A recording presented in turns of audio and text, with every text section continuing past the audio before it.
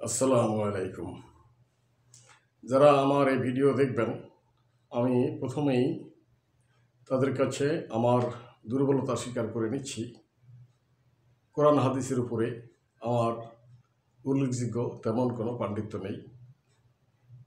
সাধারণ বই পুস্তক পড়ে এবং আমাদের শ্রদ্ধেয় আলেম ওলামাদের ওয়াজ শুনে যা টুকটাক শিখেছি তা নিয়েই নামাজ কালাম, রোজা ইত্যাদি ধর্মকর্ম পালন করছি। শুধু আমার একটি কিউরিওসিটি বা কৌতূহলের কারণে আজকে আমার এই ভিডিও করা। সেদিন ইউটিউবে আমি জনৈক ভদ্রলোকের একটি ভিডিও দেখলাম। তিনি তার ভিডিওতে হজরত উমর রাদিয়াল্লাহু আনহুর একটি ঘটনা উল্লেখ করেছেন। ওই সময় হজরত উমর রাদিয়াল্লাহু আনহু অর্ধ জাহানের খলিফা বা প্রেসিডেন্ট। রমজানের ঈদ চলে এসছে।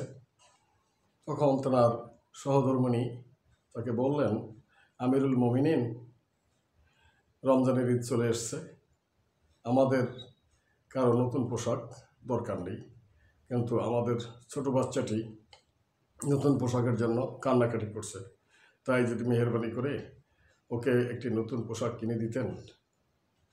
এ শুনে হজরত ওমর রাদিয়াল্লাহু আনহু বললেন, দেখো, নতুন পোশাক কিনে দেব কী দিয়ে?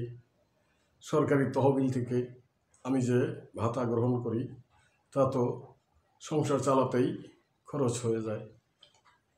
তথাপি হজরত ওমর রাদিয়াল্লাহু আনহু 1 মাসের অগ্রিম বেতনের জন্য তার অর্থ মন্ত্রণালয়ের দায়িত্বপ্রাপ্ত কর্মকর্তার কাছে একটি দরখাস্ত লিখলেন।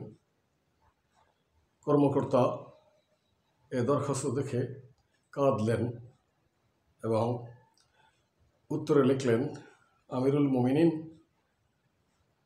আপনাকে 1 মাসের বেতন অগ্রিম নেওয়ার জন্য 2টি প্রশ্নের উত্তর দিতে হবে।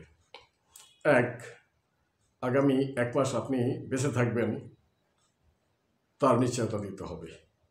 2, আগামী 1 মাস জনগণ আপনাকে খেলাফতের দায়িত্বে রাখবেন কিনা তার নিশ্চয়তা দিতে হবে।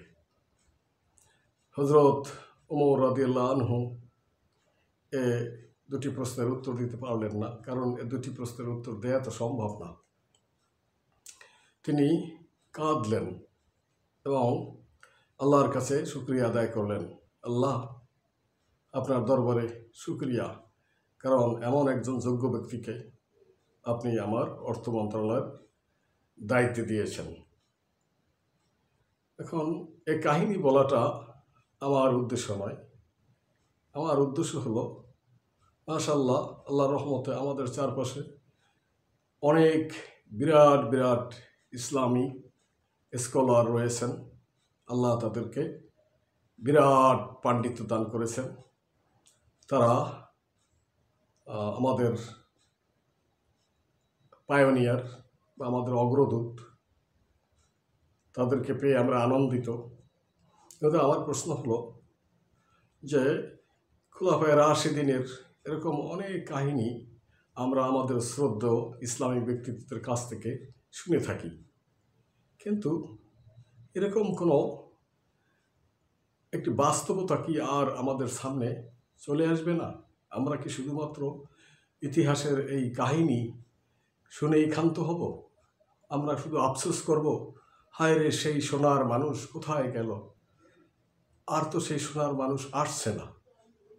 তাই আমার কৌতূহল হলো, যদি এমন একজন অগ্রদূত আমাদের সামনে থাকতেন, তাহলে আমরা যারা পিছিয়ে পড়া মানুষ আছি, আমরা তাদেরকে অনুসরণ করতাম।